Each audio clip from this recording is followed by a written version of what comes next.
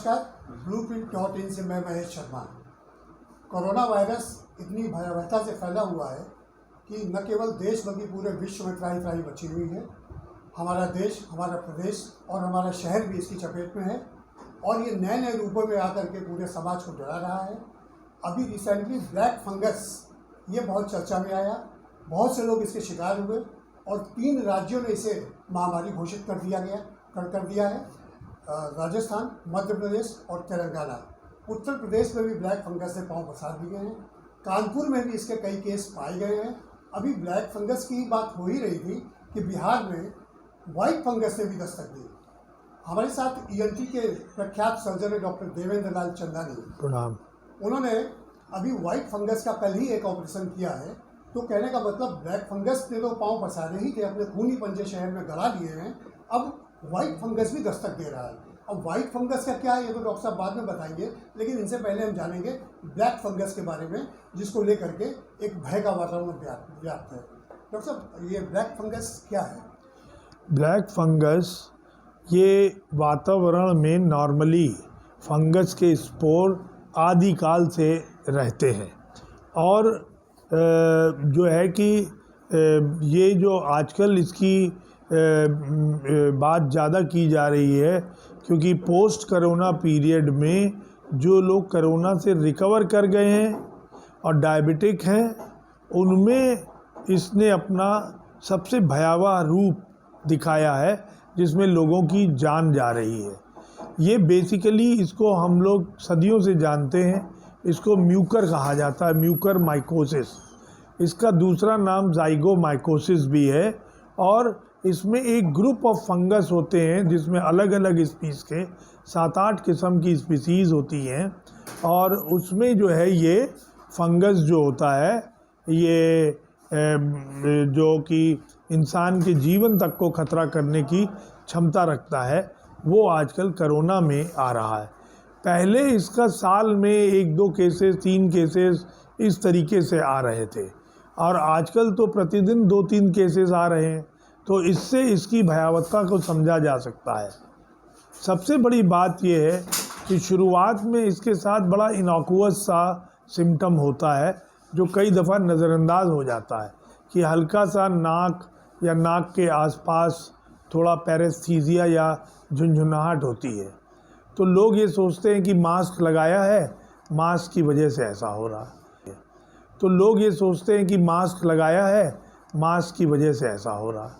और दूसरा, कभी कभी नाक का बंद हो जाना, सर में दर्द होना, इसको लोग नज़रअंदाज करते हैं, पर ये बहुत तेज़ी से आगे फैलता है। तो ये ब्लैक फंगस के थोड़े से एक सेलिएंट पॉइंट है जो मैंने बताया। इसमें नाक, कान और गला, ये वायरस नाक, कान और गला को कहाँ तक प्रभावित करता है और उसके बाद ये किस किस रास्ते से बॉडी में फैलता है? ये मुख्यतः नाक से हमारे शरीर में जाती है और नाक के ज़रिए ये सबसे पहले नाक के चारों तरफ पैरानेज़ल साइनसेस होते हैं जो कि हॉलो कैविटीज़ होती हैं, तो उनमें जा कर के ये लॉज हो जाते हैं। वहाँ जा कर के वहाँ से ये अपना नाइडस बना कर के धीरे से वो आँख की तरफ जाते हैं। जब वो आई ग्लोब में, क्योंकि वो भी साइनस के बिल्कुल करीबी जो होता है वो आँख के ढेले होते हैं, आँख होती है, तो आँख के टिश्यू में जा कर के ये अंधता का रूप ले लेता है। और अगर यही चीज़ आगे चल के, क्योंकि जो आँख है और नाक है वो डायरेक्टली गेटवे हैं ब्रेन के, जब इन्फेक्शन बहुत तेज़ी से और आगे ब्रेन की तरफ जाता है तो वहाँ पे मेनिंजाइटिस और ब्रेन एब्सिस और वहाँ पे भी उसके कॉन्सिक्वेंसेस में जान भी जाने का खतरा होता है। इसके अलावा अगर ये फंगस रेस्पिरेटरी पैसेज नीचे उतर गया और सांस के रास्ते में आया तो गले में तो खैर छोटी मोटी खराश वो पैदा करता है, पर वो अंदर जाके लंग में लॉन्च कर जाता है और लंग में जाने से वो जानलेवा बन जाता है, क्योंकि वो लंग की एपिथेलियम को वैस्कुलर डायपिडिसिस द्वारा डैमेज कर देता है और डैमेज करने के बाद लंग के टिश्यू में इन्वेड करता है और जहाँ जहाँ वो ये इन्वेड करता जाता है वो टिश्यू को डेड कर देता है, और वो डेड जो टिश्यू होता है वो बॉडी पे एक बहुत बड़ा एक टॉक्सिक सब्सटेंस का एक फोकस बन जाता है, और उससे जो है जान को खतरा होता है। अच्छा, अभी आपने कहा कि अगर ये गले के रास्ते से नीचे उतरता है, जी। तो अगर से ऐसा लगता है कि नहीं भी उतरता होगा। हाँ, तो मतलब ये जो सारे मैंने बताए हैं सिम्टम्स, ये इसका प्रोग्रेशन होता है, पर हर केस में वो अंधता करे, या हर केस में वो ब्रेन में चला जाए, या हर केस में वो लंग्स में उतर जाए, ऐसा नहीं, हमारे अमूमन दर्शकों है। को ये थोड़ा सा बताइए कि नाक के रास्ते से आँख और मस्तिष्क पे सबसे पहले नाक के चारों तरफ पैरानेज़ल साइनसेस होते हैं जो कि हॉलो कैविटीज़ होती हैं, तो उनमें जा कर के ये लॉज हो जाते हैं। वहाँ जा कर के वहाँ से ये अपना नाइडस बना कर के धीरे से वो आँख की तरफ जाते हैं। जब वो आई ग्लोब में, क्योंकि वो भी साइनस के बिल्कुल करीबी जो होता है वो आँख के ढेले होते हैं, आँख होती है, तो आँख के टिश्यू में जा कर के ये अंधता का रूप ले लेता है। और अगर यही चीज़ आगे चल के, क्योंकि जो आँख है और नाक है वो डायरेक्टली गेटवे हैं ब्रेन के। जब इन्फेक्शन बहुत तेज़ी से और आगे ब्रेन की तरफ जाता है तो वहाँ पे मेनिंजाइटिस और ब्रेन एब्सिस, और वहाँ पे भी उसके कॉन्सिक्वेंसेस में जान भी जाने का खतरा होता है। इसके अलावा अगर ये फंगस रेस्पिरेटरी पैसेज नीचे उतर गया और सांस के रास्ते में आया, तो गले में तो खैर छोटी मोटी खराश वो पैदा करता है, पर वो अंदर जाके लंग में लॉज कर जाता है, और लंग में जाने से वो जानलेवा बन जाता है, क्योंकि वो लंग की एपिथेलियम को वैस्कुलर डायपिडिसिस द्वारा डैमेज कर देता है, और डैमेज करने के बाद लंग के टिश्यू में इन्वेड करता है, और जहाँ जहाँ वो ये इन्वेड करता जाता है वो टिश्यू को डेड कर देता है, और वो डेड जो टिश्यू होता है वो बॉडी पे एक बहुत बड़ा एक टॉक्सिक सब्सटेंस का एक फोकस बन जाता है, और उससे जो है जान को खतरा होता है। अच्छा, अभी आपने कहा कि अगर ये गले के रास्ते से नीचे उतरता है, जी। तो अगर से ऐसा लगता है कि नहीं भी उतरता होगा। हाँ, तो मतलब ये जो सारे मैंने बताए हैं सिम्टम्स, ये इसका प्रोग्रेशन होता है, पर हर केस में वो अंधता करे, या हर केस में वो ब्रेन में चला जाए,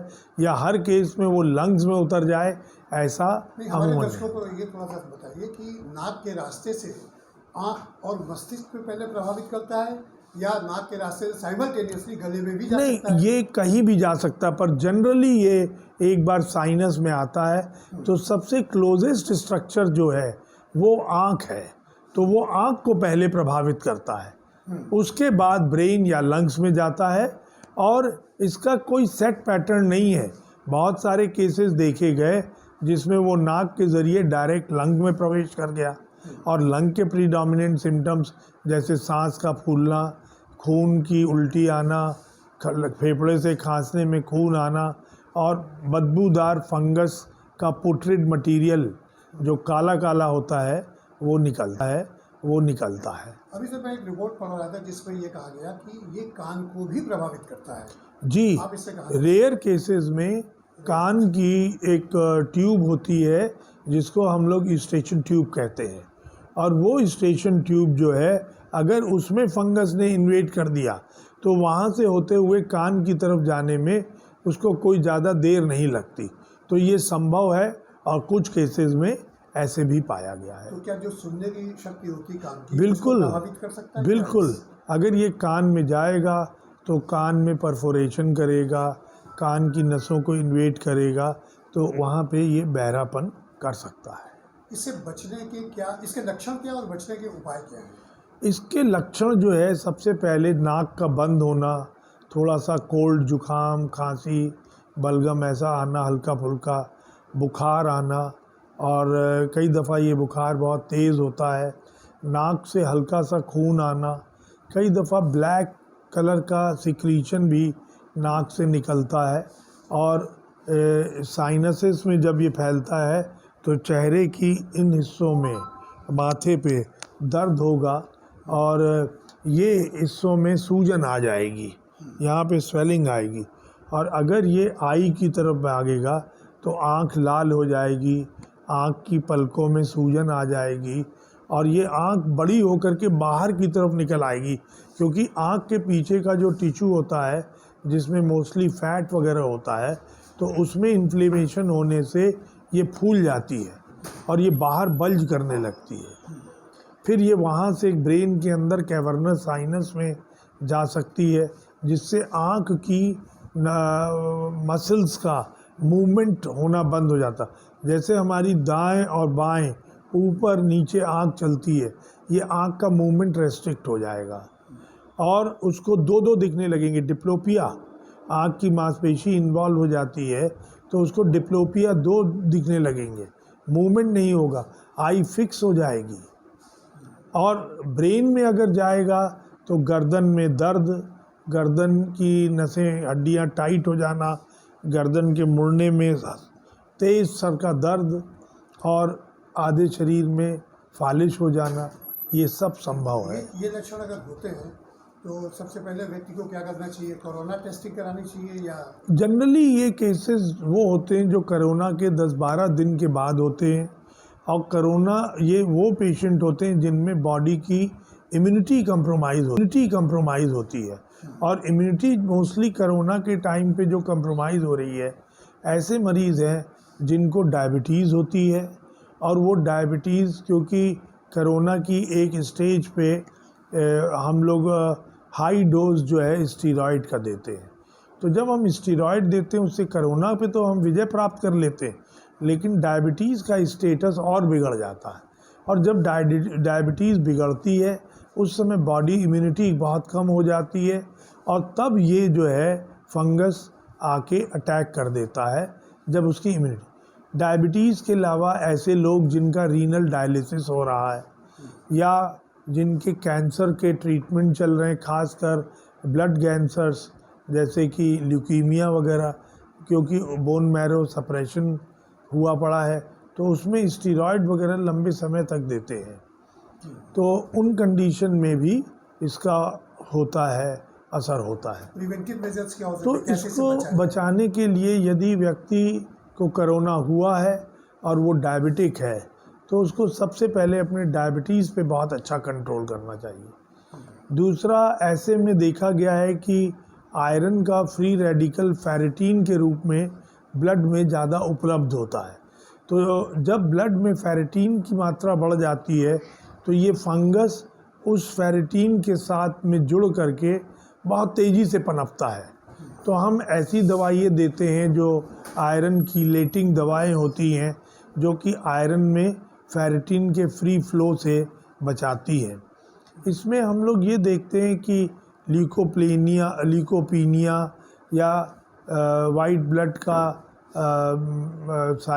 पैनसाइटोपीनिया वगैरह अगर हो रहा है तो उसको हम लोग कवर करने की प्रयास करते हैं। अगर एनीमिया बहुत ज़्यादा है तो एनीमिया को कंट्रोल करते हैं। डायबिटीज़ के साथ में या कई बार अन्य परिस्थितियों में वो एसिडोसिस, सोडियम, पोटेशियम और मैग्नीशियम आयन के डिस्टरबेंसेस होते हैं, तो ब्लड को टेस्ट करा करके इन आयन का वो हम लोग को इमीडिएटली जांच करके उनको अगर एसिडोसिस वगैरह हो रही है तो उसको कंट्रोल करना पड़ता है। बचाव के कोई देसी उपाय?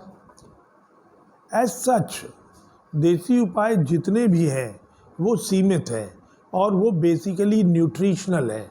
जो ऐसी काढ़ा या विटामिन सी जो आंवला, नींबू और संतरा या खट्टे 50 फाइल एक मरीज़ की रिक्वायरमेंट है। और यहीं पे बात ख़त्म नहीं होती है एम्फोटेरिसिन बी पे। इसके बाद में ओरल एंटी फंगल होते हैं, जैसे पोसाकोनाजोल या आइसावुकोनाजोल। ये सब भी इनकी उपलब्धता मार्केट में कम है क्योंकि डिमांड बहुत कम थी, लेकिन इसकी भी उपलब्धता बड़ी तेज़ी से बढ़ाई जा रही है। अच्छा, आपने जैसा अभी कहा कि वाइट फंगल का भी आपने ऑपरेशन किया था, वाइट फंगस है किसी मरीज का, जी। तो ये जो वाइट फंगस है as compared to black fungus, ये कितना खतरनाक है? ब्लैक फंगस डेडली है, ये जानलेवा है, लेकिन वाइट फंगस के केसेस बहुत आते हैं। फंगल साइनोसाइटिस एक कॉमन बीमारी है इसके कई रूप होते हैं, फंगल बॉल, अभी कल ही मैंने इसके कुछ केसेस ऑपरेट किए हैं। तो ये तो हम लोग आदिकाल से इसका ऑपरेशन, इसका इलाज करते हैं, पर इनमें दूसरे किस्म की एंटी फंगल दवा काम करती हैं, जैसे फोरकोनाजॉल, ऑरिकोनाजॉल, इस तरीके की दवाइयाँ काम करती हैं।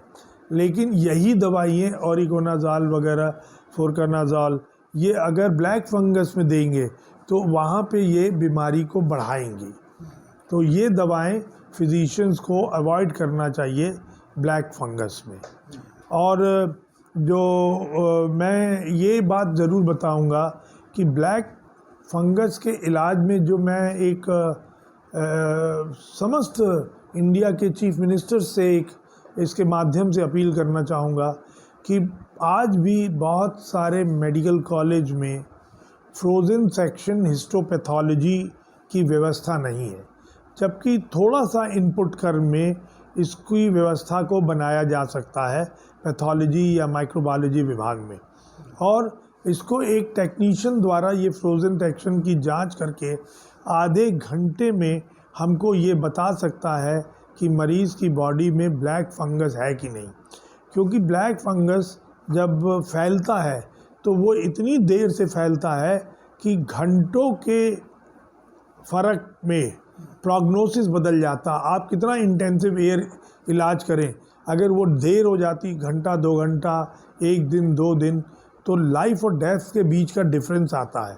आम तौर पे जब हम जो फंगस की डायग्नोसिस करते हैं ब्लैक फंगस की, तो उसमें हम नाक से बायोप्सी पीस लेते हैं। सामान्यतः उस बायोप्सी में 7 से 10 दिन लगता है, और 10 दिन तो मरीज़ जिएगा कि नहीं। ब्लैक आंवला, नींबू और संतरा या खट्टे फलों में बहुतायत में पाया जाता है। विभिन्न प्रकार के फल, दही, मट्ठा, ये सब हमारी इम्यूनिटी को बढ़ाते हैं, तो इनका इनडायरेक्ट रोल है। पर देसी कोई भी ऐसा नुस्खा नहीं है जो ब्लैक फंगस पे विजय प्राप्त कर सके। तो अगर कोई आदमी होम्योपैथी, आयुष, आयुर्वेद या रामदेव की दवाइयाँ अगर कोरोना के बाद में उत्पन्न जो काला फंगस हुआ है उसके लिए सजेस्ट करता है, तो वो एक अच्छी राय नहीं है। उन सब का सिर्फ एक ही मकसद है कि वो आपकी बॉडी की इम्यूनिटी बढ़ाए। तो इनका रोल सब्सिडियरी है, ये एक आपको छोटा सा इम्यूनिटी बढ़ाने में, पर फंगस की स्पेसिफिक दवाइयाँ होती हैं। और ब्लैक फंगस की तो मोस्ट स्पेसिफिक दवा जो है वो एम्फोटेरिसिन बी है। पर एम्फोटेरिसिन बी की दवाई का प्रोडक्शन एक तरीके से अभी कोरोना के पहले ख़त्म ही हो गया था, क्योंकि इसके केसेस बहुत कम होते थे। अब जिस तरीके से हो रहा है तो अब उसका फ़िलहाल बहुत शॉर्टेज है। गवर्नमेंट इसके लिए प्रयासरत है कि जल्दी से जल्दी इंपोर्ट करके अथवा इसको हाई प्रोडक्शन करके जल्दी से जल्दी इसको मुहैया कराए। थोड़ा बहुत सरकारी अस्पतालों में इसकी उपलब्धता सुनिश्चित की गई है विभिन्न स्टेट चीफ मिनिस्टर्स द्वारा। हमारे यहाँ भी इसका उत्तर प्रदेश में प्रयास चल रहा है। पर जो एम्फोटेरिसिन बी जो इसमें इफ़ेक्टिव है वो लाइपोसोमल एम्फोटेरिसिन बी है, और इसके साइड इफ़ेक्ट कम होते हैं, और ये 5 मिलीग्राम से लेके 10 मिलीग्राम पर केजी बॉडी वेट के हिसाब से देता है। तो लाइपोसोमल जो एम्फोटेरिसिन बी है ये करीब 50 मिलीग्राम का एक वायल होता है। तो एक मरीज़ में 5 से 7 वायल, अगर उसका एवरेज वेट 60 से लेके 70 केजी है तो 5 से लेकर के 7 वायल प्रतिदिन लगता है, और 5 से 7 दिन में ये समझ लीजिए कि 35 से लेकर के 50 फाइल एक मरीज़ की रिक्वायरमेंट है। और यहीं पे बात ख़त्म नहीं होती है एम्फोटेरिसिन बी पे। इसके बाद में ओरल एंटी फंगल होते हैं, जैसे पोसाकोनाजॉल या आइसा वूकोनाजॉल, ये सब भी इनकी उपलब्धता मार्केट जो इसमें हेल्थ मिनिस्ट्री के मेडिकल एजुकेशन के प्रिंसिपल सेक्रेटरी और chief secretary of Uttar Pradesh और तमाम स्टेट के, और पर्टिकुलरली चीफ मिनिस्टर से ये अपील करनी है कि फ्रोज़न सेक्शन की व्यवस्था आप करके न सिर्फ कोरोना की मरीज़ की जान बचाएंगे, पर इसमें कैंसर के मरीज़ की भी जान बचती है, क्योंकि ऑपरेशन टेबल पे कैंसर के सैंपल में हमको मालूम पड़ जाता है कि टिश्यू में कैंसर अगर छूटा है तो सर्जन उसको उसी समय निकाल करके कैंसर के मरीज़ की भी जान बचा सकता है। तो फ्रोज़न सेक्शन फैसिलिटी से न सिर्फ कोरोना के मरीज़ की जान बचेगी, पर कैंसर के हज़ारों लाखों मरीज़ों की भी जान बचने की संभावना है। एक अंतिम प्रश्न ये है जी, कि अभी आज ही गवर्नमेंट ऑफ इंडिया के एडवाइजर मिस्टर विजय राघवन ने एडवाइजरी जारी की है, जिसमें उन्होंने एसी की बात कही है कि जो एसी से हवा अंदर आती है और कमरा बंद रहता है तो उसमें संक्रमण की ज़्यादा संभावना रहती है, तो लोग जी। इसको अवॉइड कर रहे हैं। जी, ऐसा है कि अगर एसी की सर्विस ना हुई हो तो एसी में एक कॉमन तरीके का फंगस है वो लग जाता है, लेकिन उसमें ब्लैक फंगस की संभावना नहीं है। अगर आप एक ऐसे एटमॉस्फेयर में बैठे हैं जिसमें कोरोना वायरस के कॉन्टेक्ट हाँ, अगर कोरोना वायरस का एक्टिव ब्लैक फंगस वाला किसी डॉक्टर के चैम्बर में आता है और वहाँ एसी चल रहा है, या वो जो हॉस्पिटल में जितने भी आईसीयू वगैरह हैं, क्योंकि उसमें पीपीई किट पहन करके बैठना पड़ता है, तो वहाँ पे एसी के जो ऑपरेशंस हैं उससे फंगस की बढ़ने की हो सकती है, क्योंकि एयर उसमें सर्कुलेट करती है। पर उसका प्रिवेंशन इस तरीके से किया जा सकता है कि 6-7 हज़ार रुपए के एयर फ्रेशनर्स आते हैं जो ओजोन पद्धति पे काम करते हैं। तो आईसीयू में, डॉक्टर्स के चैम्बर में ये फ्रेश एयर लगना चाहिए, और ताकि अगर उनके कांटेक्ट में कोई इसका मरीज़ आता है तो वो एयर प्यूरीफायर सिस्टम से उसका लोड कम हो सके। पर मोस्ट इम्पॉर्टेंट इसका तरीका है कि एयर कंडीशनिंग का यूज़ उस जगह पे कतई न किया जाए जहाँ पे कोरोना का, मान लीजिए कोई मरीज़ घर पे अपने को आइसोलेट करके ट्रीटमेंट कर रहा है, तो मुझे लोगों से कहना होगा कि वो अपने घर में एसी न चलाएं अगर आपके घर में ब्लैक फंगस का कोई केस है। थैंक यू डॉक्टर साहब। तो ये थे डॉक्टर देवेंद्र लाल चंदानी, देश के प्रख्यात ईएनटी स्पेशलिस्ट, ईएनटी सर्जन। इन्होंने हमारे दर्शकों को काफ़ी कुछ जानकारी दी। बहुत बहुत धन्यवाद। एक दिन 2 दिन तो लाइफ और डेथ के बीच का डिफरेंस आता है। आम तौर पे जब हम जो फंगस की डायग्नोसिस करते हैं, ब्लैक फंगस की, तो उसमें हम नाक से बायोप्सी पीस लेते हैं। सामान्यतः उस बायोप्सी में 7 से 10 दिन लगता है, और 10 दिन तो मरीज़ जिएगा कि नहीं, ब्लैक फंगस में इसकी गारंटी नहीं। इसलिए सरकार को एक टॉप लेवल पे आने वाले दिनों में इनके केसेस बहुत बढ़ने वाले हैं।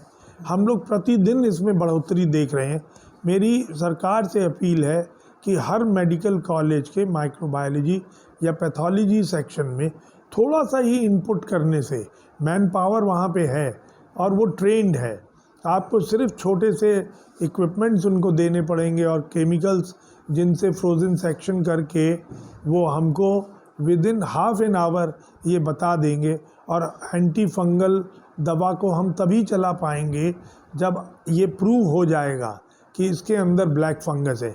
गवर्नमेंट का जो डायरेक्टिव आया हुआ है जीओ, उसमें ये कहा गया है कि एम्फोटेरेसिन बी की दवा का राशन है इस समय, क्योंकि वो कम है मात्रा में, तो वो उन्हीं मरीज़ों को दिया जाए जो कि proven case of black fungus है।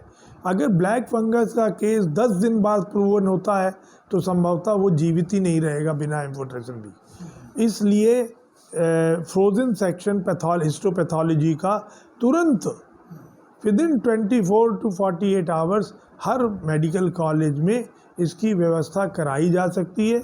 मेरी इसके माध्यम से, मीडिया के माध्यम से, हमारे सभी जो रिस्पॉन्सिबल जो इसमें हेल्थ मिनिस्ट्री के, मेडिकल एजुकेशन के प्रिंसिपल सेक्रेटरी और chief secretary of Uttar Pradesh और तमाम स्टेट के, और पर्टिकुलरली चीफ मिनिस्टर से ये अपील करनी है कि फ्रोज़न सेक्शन की व्यवस्था आप करके न सिर्फ कोरोना की मरीज़ की जान बचाएंगे, पर इसमें कैंसर के मरीज़ की भी जान बचती है, क्योंकि ऑपरेशन टेबल पे कैंसर के सैंपल में हमको मालूम पड़ जाता है कि टिश्यू में कैंसर अगर छूटा है तो सर्जन उसको उसी समय निकाल करके कैंसर के मरीज़ की भी जान बचा सकता है। तो फ्रोज़न सेक्शन फैसिलिटी से न सिर्फ कोरोना के मरीज़ की जान बचेगी, पर कैंसर के हज़ारों लाखों मरीज़ों की भी जान बचने की संभावना है। एक अंतिम प्रश्न ये है जी। कि अभी आज ही गवर्नमेंट ऑफ इंडिया के एडवाइजर